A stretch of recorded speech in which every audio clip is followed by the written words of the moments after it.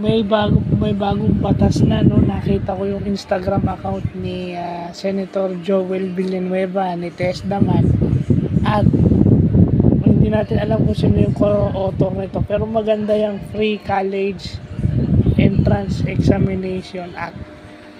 So ibig sabihin yung mga deserving students hindi na kailangan magbayad for entrance exam, kasi yan ang pinoproblema nung karamihan eh. Ibig sabihin yung mga matatalinong estudyante na kapos sa buhay, talagang pinag-iipunan yung entrance exam lang yun.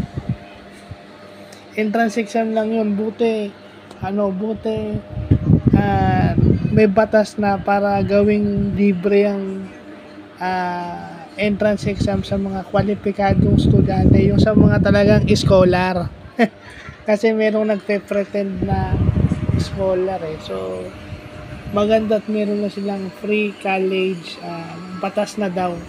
So ilalagay ko yung link kasama ng batas na to. Ilalagay ko yung Instagram account, yung link, yung basis ng vlog na to, para makita nyo hindi ako nag-iimbento. So yun lang po.